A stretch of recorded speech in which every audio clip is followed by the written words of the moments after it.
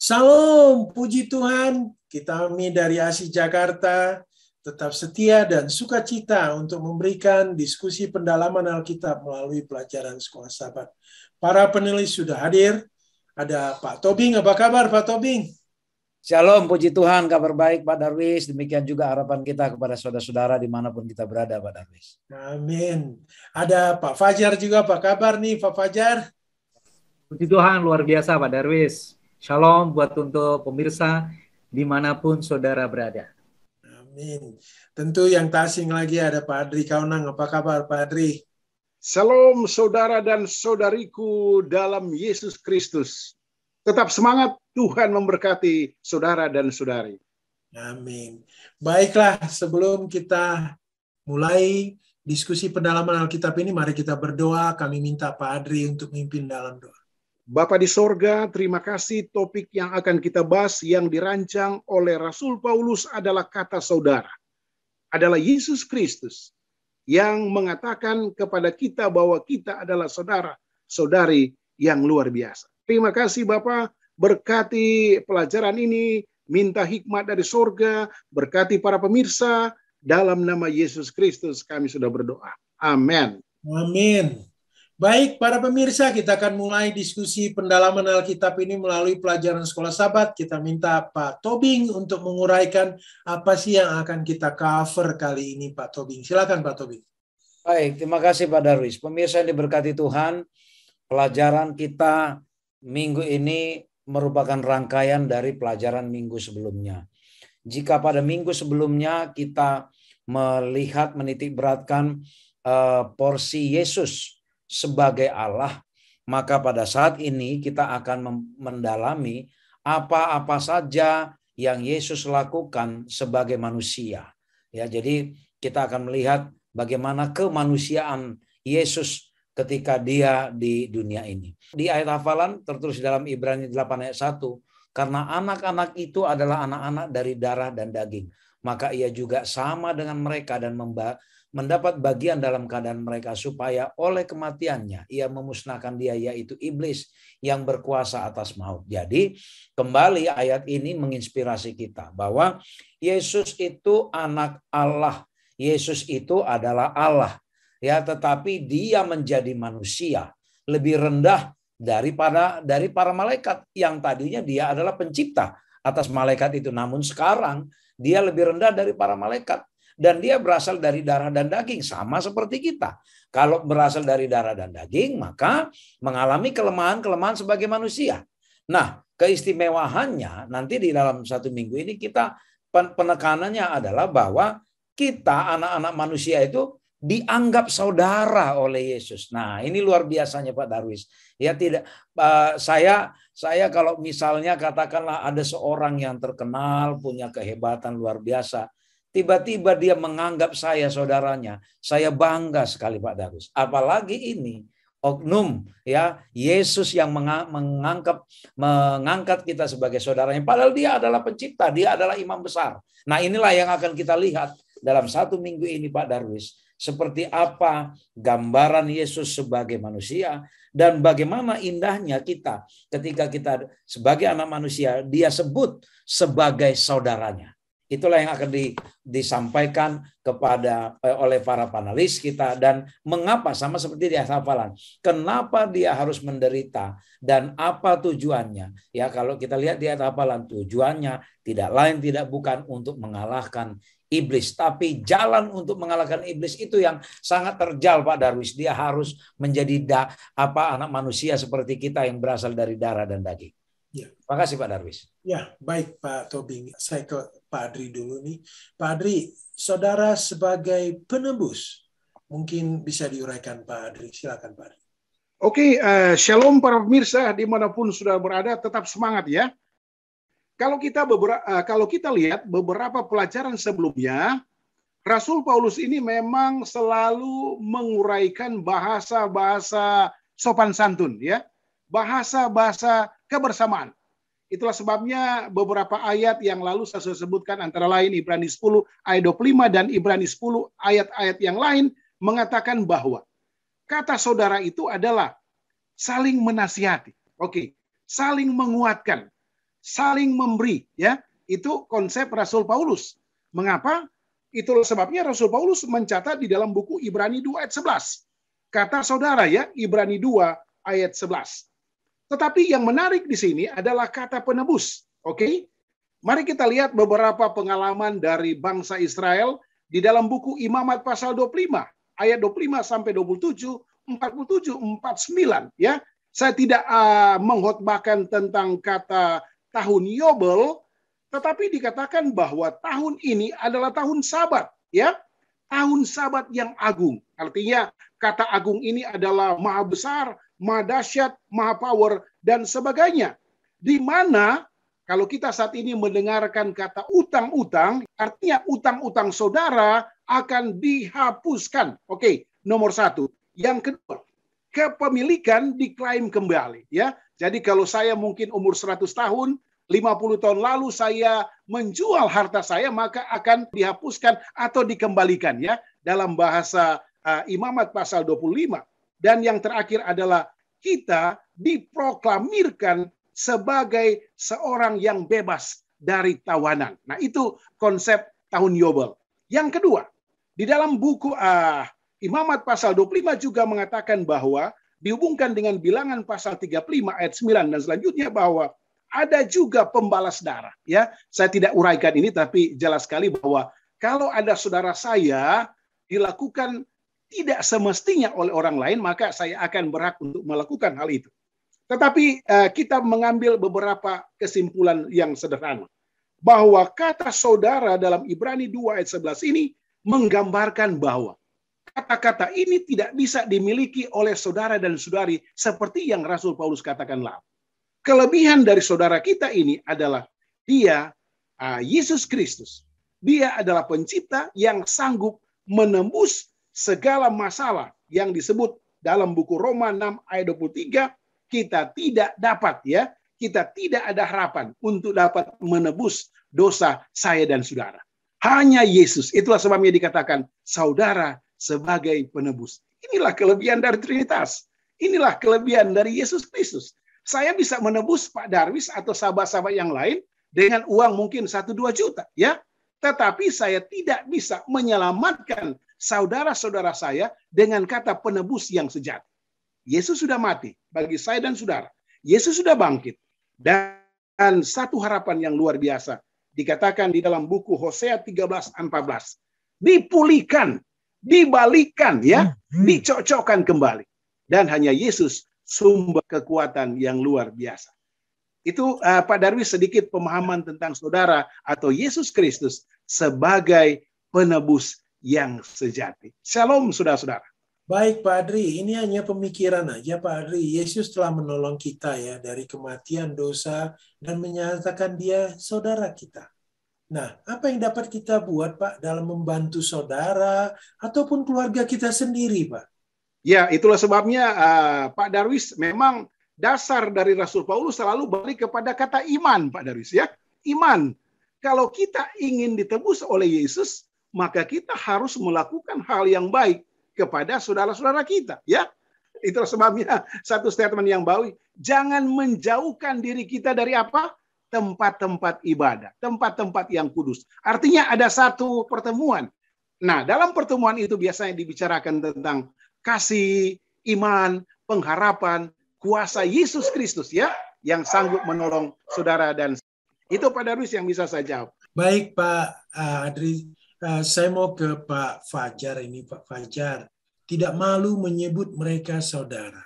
Nah, ini tolong diuraikan Pak Fajar. Yesus tidak malu ya menyebut kita itu sebagai saudaranya. Ini luar biasa sekali. Meskipun Yesus itu adalah anak Allah, bahwa dia adalah penguasa seluruh alam semesta, dan dia sebetulnya adalah Allah sendiri, dia tidak malu untuk menyebut kita sebagai umat-umatnya itu sebagai saudaranya. Ini satu hal yang pernyataan yang luar biasa sekali ya. Nah, saya senang sekali juga ya kalau seandainya kita ada di komunitas tertentu, kemudian kita dipanggil juga, hai saudara, seperti halnya waktu saya pengalaman di Papua, 12 tahun yang lalu, sekitar tahun 2009 saya bertugas di sana, baru bagaimana saudara, selamat sahabat saudara. Ini luar biasa sekali. Kita merasa dianggap bukan orang lain lagi.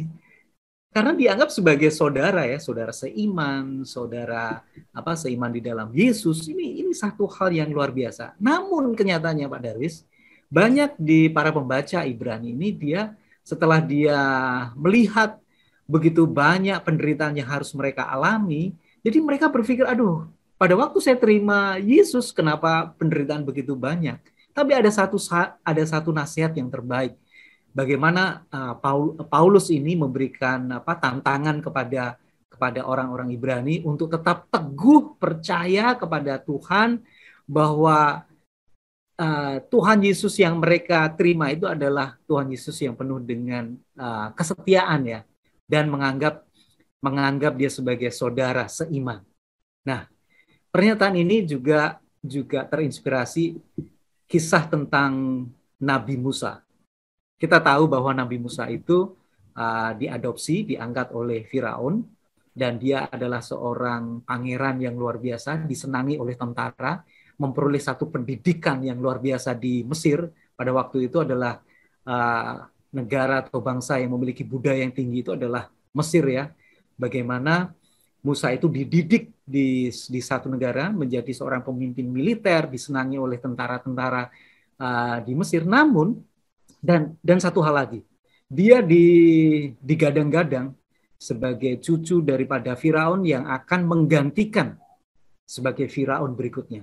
Namun Musa lebih cenderung untuk memilih bersama-sama dengan saudaranya, yaitu bangsa Israel yang tidak memiliki pendidikan dan tidak memiliki satu kekuasaan. Mereka adalah sebagai budak. Musa ini lebih senang untuk tinggal bersama, membela bangsanya sebagai saudaranya secara bangsa keturunan begitu ya. Nah, begitu juga dengan Kristus Yesus.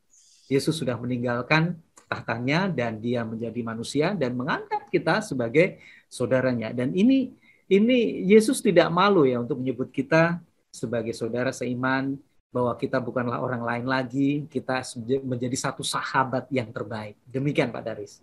Ya, ini pemikiran aja Pak Fajar ini ya. Yesus merangkul kita sebagai saudara. Walaupun kita penuh dengan dosa, ya kekurangan, kelemahan, malah melawan kepada Yesus. Apa ya Pak Fajar yang bisa kita lakukan agar kita lebih bersahabat dengan teman seiman, yang keadaannya mungkin bisa jadi kurang baik keadaan. Iya. Kadang-kadang kita kan memiliki satu hubungan yang kurang begitu nyaman ya dengan saudara kita. Mungkin pernah berselisih pendapat, mungkin berselisih paham, sehingga itu memicu ada satu keretakan satu hubungan. Tapi kita kembali lagi pada apa yang harus kita lakukan ya. Tetap kita menganggap bahwa mereka yang mungkin berbeda dengan kita tetap menjadi satu saudara. Bahkan ya, Yesus sendiri ya, kita lihat di dalam Roma 8 ayat yang ke-29. Sebab semua orang yang dipilihnya dari semula, mereka juga ditentukannya dari semula untuk menjadi serupa dengan gambaran anaknya, supaya anaknya itu menjadi yang sulung di antara banyak saudara. Artinya bahwa Tuhan Yesus itu memang sudah ditentukan menjadi anak yang tunggal. Dan kita sebagai umat-umat Tuhan itu tuh harus memiliki tabiat serupa dengan gambar daripada Tuhan.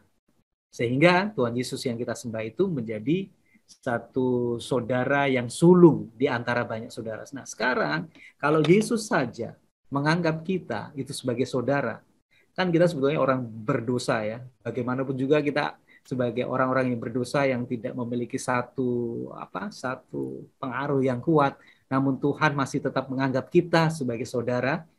Begitu juga kita mungkin memiliki satu hubungan yang tidak harmonis dengan saudara-saudara kita, ya kita tetap bersaudara dengan mereka dan kita mengacu kepada Tuhan. Tuhan saja menganggap kita sebagai saudara, kenapa kita tidak menganggap mereka yang bermasalah sebagai saudara yang sama juga?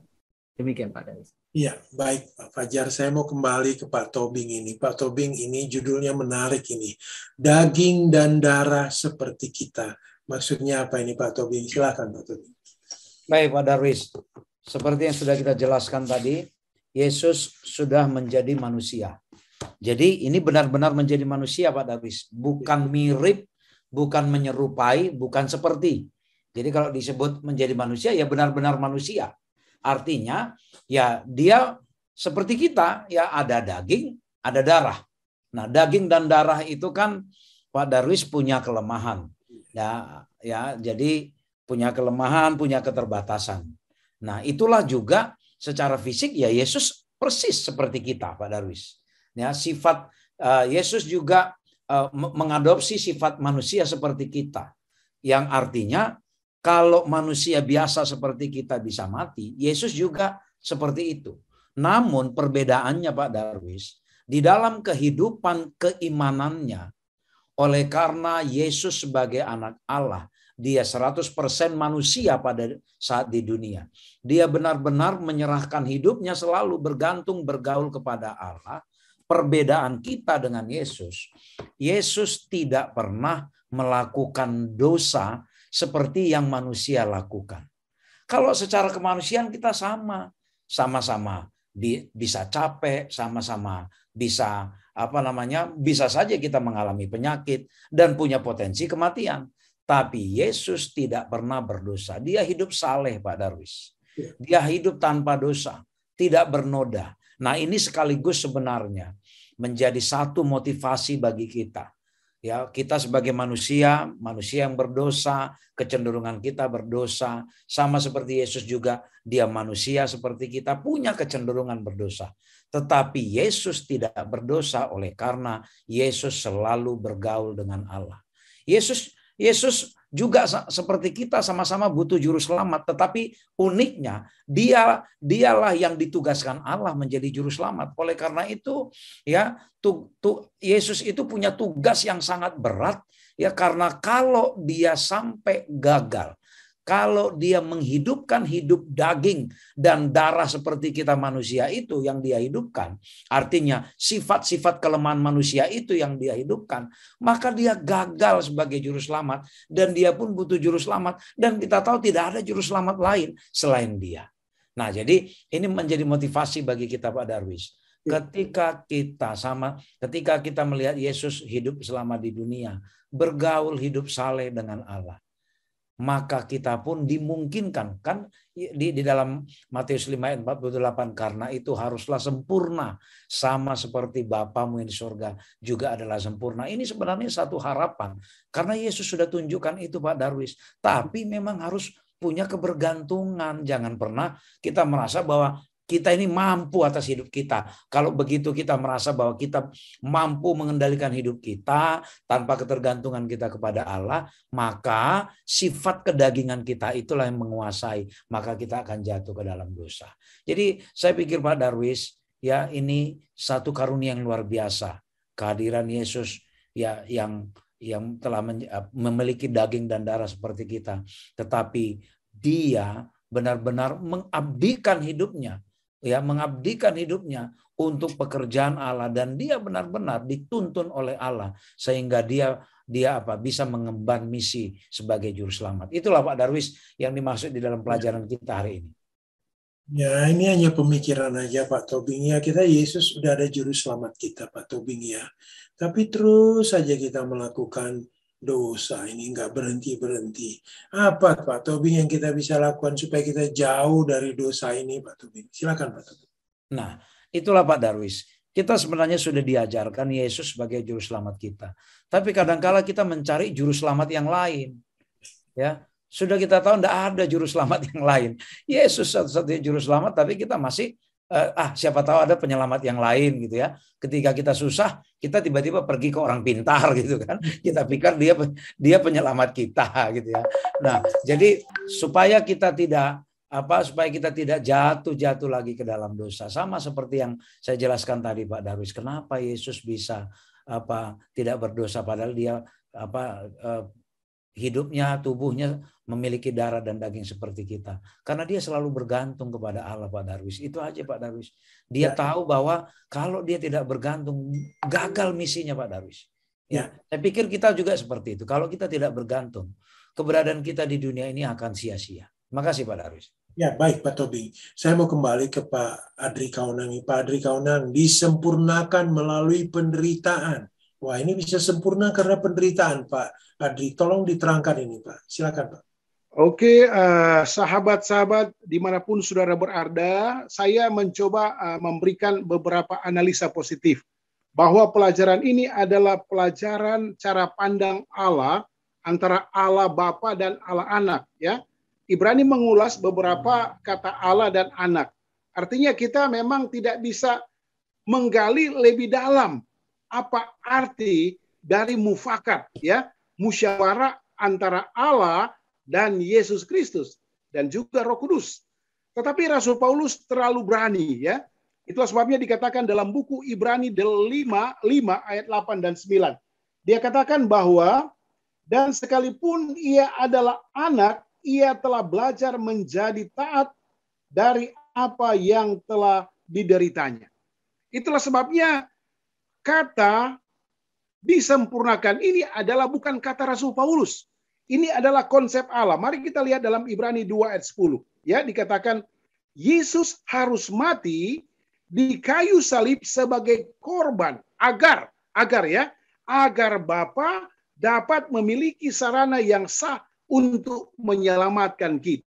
Jadi menurut Kaunang, setelah menganalisa beberapa ayat, ini adalah kompromi antara Allah dan Yesus. Nah, itu juga di luar cara pandang kita, ya. Oke, kita baca saja dengan iman. Yang kedua adalah mengapa dia dikatakan sempurna atau disempurnakan, karena apa?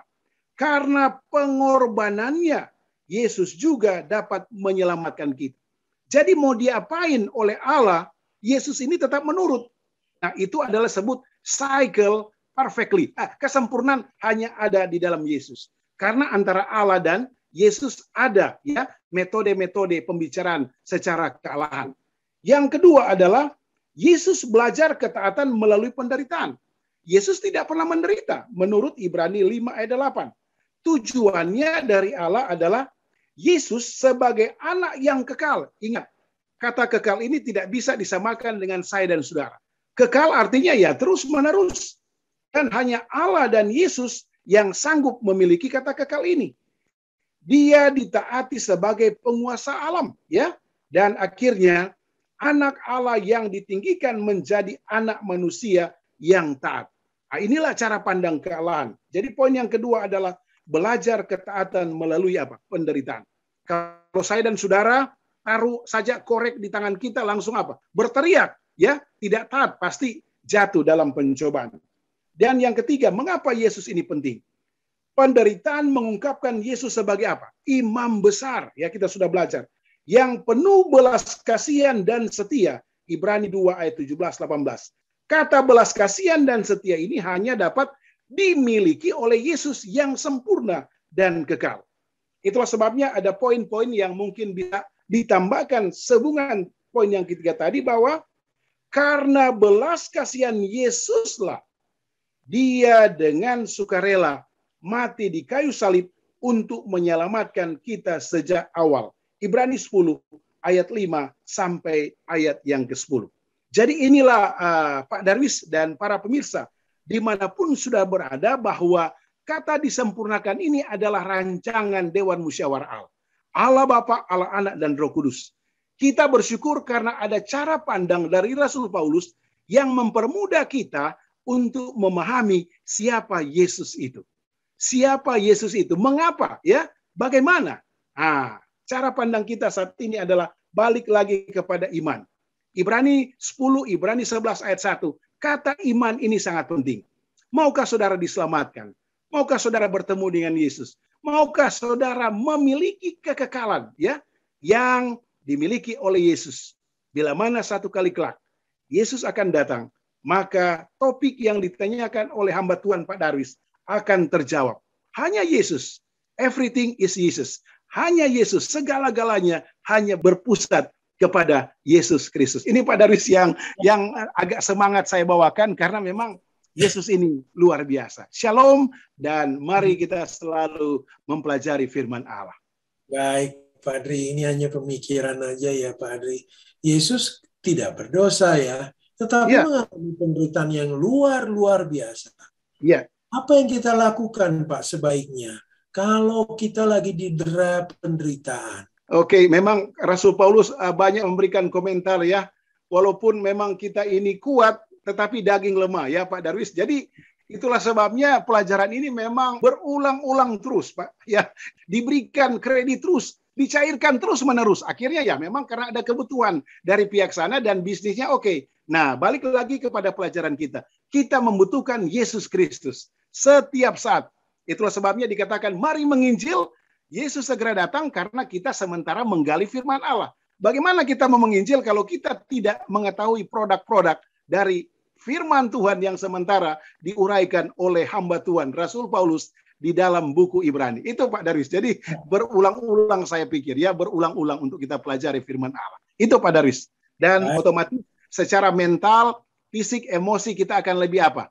Lebih dingin sedikit ya. Karena apa? Karena firman Tuhan yang coba-coba memberikan pencerahan ditambah dengan kuasa Roh Kudus. Kuasa Roh Kudus. Ini Pak Darwis yang menarik tentang disempurnakan melalui penderitaan dan pertanyaan dari hamba Tuhan Pak Darwis yang luar biasa.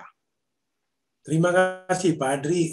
Saya mau kembali ke Pak Fajar. Ini Pak Fajar, saudara sebagai teladan. Nah, ini apa maksudnya Pak? Silakan Pak Fajar. Menarik ini Pak Darwis ya. Ya. Jadi kalau Yesus itu sebagai saudara, sebagai teladan bagi umat manusia, nanti akan muncul satu pertanyaan klasik biasanya ya. Mengapa sih Tuhan Yesus itu mengadopsi sifat kemanusiaannya? Mengapa dia harus rela untuk menjadi turun gunung ya, turun dari tahtanya dan berkumpul bersama umat-umatnya dan bahkan menjadi manusia ya. Menjadi manusia. Nah, ini menjadi satu pertanyaan yang luar biasa sekali. Mengapa dia mengadopsi sifat manusia dan tinggal hidup di antara umat-umat manusia yang lain. Nah, rupanya bahwa Yesus yang kita sembah itu, dia akan memberikan satu contoh. Dia itu sebagai pelopor. Pelopor itu sebagai pendiri gitu ya. Atau mungkin kalau di beberapa pilot project-nya gitu ya. Jadi Tuhan Yesus ini menjadi satu pelopor supaya dia itu menjadi satu panutan, teladan bagi kita semuanya. Sehingga apa yang menjadi satu tabiat sifat kita, tentunya kan kita pengen memiliki satu tabiat seperti halnya Yesus yang miliki. Kita akan baca di dalam Ibrani 12 ayat 1 sampai 4. Kita akan senang sekali kita akan membaca ini karena kita mempunyai banyak saksi. Bagaikan awan yang mengelilingi kita, marilah kita menanggalkan semua beban dan dosa yang begitu merintangi kita dan berlomba dengan tekun dalam perlombaan yang diwajibkan bagi kita.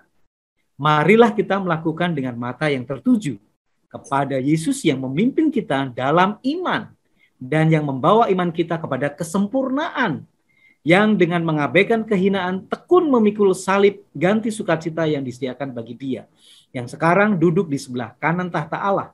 Ingatlah selalu akan Dia yang tekun menanggung bantahan yang sehebat itu terhadap dirinya dari pihak orang-orang berdosa, supaya jangan kamu menjadi lemah dan putus asa. Dalam pergumulan kamu melawan dosa, kamu belum sampai mencucurkan darah. Bahwa dalam perlombaan itu, Tuhan yang kita sembah, Yesus, dia sudah memenangkan perlombaan ini. Tentunya di dalam di dunia kehidupan kita kan juga berlomba-lomba ya. Siapa sih yang menjadi panutan kalau bukan seorang pemenang? Nah, Yesus sudah memenangkan perlombaan ini. Nah, kalau kita ingin memenangkan perlombaan ini, kita juga mengacu kepada Dia. Dialah menjadi satu teladan bagi kita semuanya. Dialah yang menjadi satu teladan bagi kita semuanya. Bahkan mungkin ya, Tuhan Yesus yang kita sembah bahkan harus menderita di atas kayu salib, mencucurkan darah, banyak yang harus dia harus tanggung. Mungkin kita tidak seberapa untuk saat ini, bahkan belum mencucurkan darah seperti tadi yang dikatakan oleh dari Rasul Paulus. Tapi apa yang kita lakukan di dalam kehidupan ini, Pak Darwis, kita tetap mengacu, kita meneladani Yesus karena Dialah sebagai pemenang dalam perlombaan itu. Demikian Pak Darwis. Iya, Pak Fajar, ini hanya pemikiran ya. Kan Yesus adalah teladan kita ya. Sebaiknya apa yang kita tetap lakukan, Pak, supaya kita tetap setia ya mengikuti perilaku Yesus yang luar biasa ini dalam kehidupan kita sehari-hari.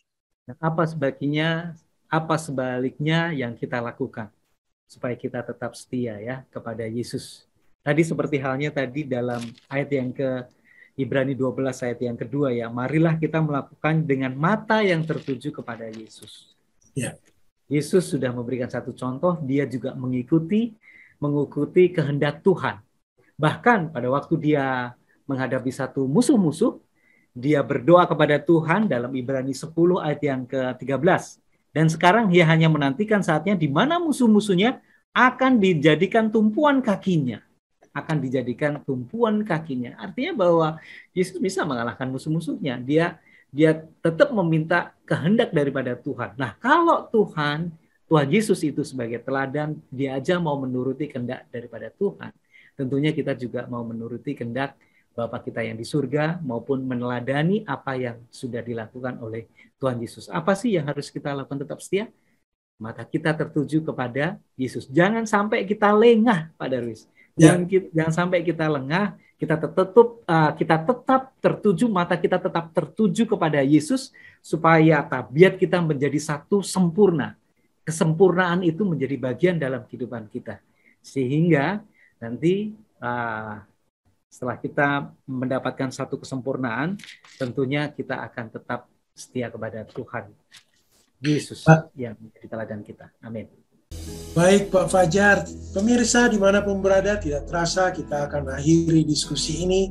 Dan sebelum kita tutup, kita akan mendengar dari Pak Tobing kesimpulan apa yang menjadi pembahasan kita pada kali ini. Silakan Pak Tobing. Baik Pak Darwis, Yesus Sang Anak Allah yang sudah menjadi manusia itu, dia pun datang menghadap Bapaknya. Dia katakan bahwa orang-orang ini, yaitu manusia ini semua adalah saudara-saudaraku. Ini adalah satu kebanggaan besar Pak Darwis, ketika seoknum Allah menganggap kita saudara-saudaranya Yesus. Dan bahkan sama seperti kebiasaan orang Yahudi, di mana anak sulung itu yang mengambil alih ya kewajiban ayahnya ketika ayahnya meninggal, dan Yesus mengambil alih semua kewajiban Bapaknya ya, oleh karena dialah yang turun langsung ke dunia bersama-sama hidup dengan kita. Dia yang mengasuh kita, dia yang melindungi kita, dia yang menjaga kita. Kristus datang ke dunia ini Pak Darwis untuk satu misi yang sangat mulia. Dia menjadi manusia, dan memang satu-satunya jalan, sekali lagi, satu-satunya jalan, dia harus menjadi manusia Pak Darwis. Itulah beratnya ya proses bagaimana dia menebus kita. Tadi panelis Adri Kaunang sudah menjelaskan, menebus kita ya sehingga kita bebas dari utang-utang dosa. Jalan satu-satunya dia harus jadi manusia dan hidup menderita seperti kita. Kalau dengan demikian kepada kita semua, kalaulah kita tidak berterima kasih dan tidak menyambut ucapan Yesus dan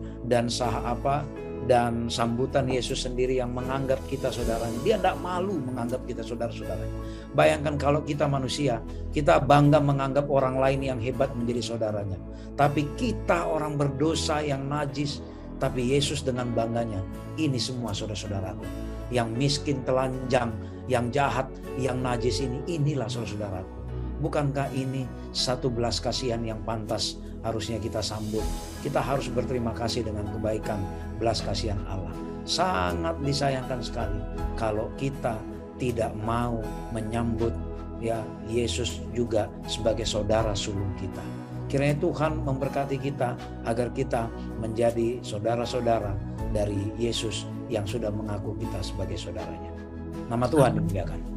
Amin. Terima kasih Pak Tobing, terima kasih Pak Fajar, terima kasih Pak Adri, luar biasa. Biarlah kiranya diskusi kita kali ini memberikan inspirasi kepada pemirsa kita dimanapun berada, agar tetap mengangkat atau menerima Yesus sebagai juru selamat kita pribadi. Baik, kita akan tutup diskusi ini dengan doa yang dipimpin oleh Bapak Tobing. Silakan Pak Tobing. Baik, kita berdoa. Ya Allah Bapa di sorga, maha baik Engkau Tuhan. Engkau mengutus anakmu yang berkerajaan di surga, tapi harus hidup bersama dengan kami, hidup dalam daging dan darah sama seperti kami, dan tidak malu menyebut dan mengangkat kami sebagai saudara-saudaranya, padahal kami najis dan penuh dosa. Sementara kami kadangkala Tuhan malu memperlakukan orang yang mungkin tidak lebih baik dari kami, malu mengakui sebagai saudara kami, tapi Engkau dengan begitu bangga mengakui kami dan mengangkat kami sebagai saudara. Ya Bapa di sorga, biarlah pemirsa yang diberkati Tuhan dimanapun berada bersama dengan kami di sini, Tuhan, para panelis. Kami benar-benar menjadi saudara seiman, satu saudara yang sama-sama bersaudara dengan Yesus. Marilah kita sambut kebaikan hati Yesus yang telah mengangkat kita menjadi saudaranya, yang tidak malu sama sekali. Agar kita kelak benar-benar dikumpulkan saudara bersaudara di kerajaan surga yang Tuhan sudah sediakan bagi kita. Marilah kita hidup dengan rendah hati. Marilah kita hidup dengan hati yang bersih, sama seperti Yesus walaupun dia sebagai manusia, tapi dia bergantung selalu kepada Allah, sehingga dia tidak berdosa. Demikianlah Tuhan, kiranya harapan kami ini kami bawa ke hadapan-Mu, agar Engkau mengabulkan kiranya Tuhan. Kami rindu bertemu dengan Engkau. Kami rindu bertemu dengan Yesus, saudara kami itu Tuhan. Duduk bersama dengan Yesus, mendengarkan Yesus menyampaikan kabar baik dan pengalaman dia ketika dia di dunia. Kami rindu minum dan makan bersama dengan Yesus, saudara kami, saudara sulung kami itu Tuhan. Terimalah Tuhan permohonan kami di dalam nama Yesus kami berdoa. Amin. Amin. Sekali lagi, terima kasih kepada para panelis yang telah berkontribusi pada diskusi ini. Tentu juga Pak Simon yang setia membantu kita, sehingga ini boleh dibagikan kemana saja. Kepada para pemirsa dimanapun berada, Tuhan memberkati kita semua, dan kami mohon agar didistribusikan, dibagi kepada siapa saja. Salam! Tuhan, Shalom. Shalom.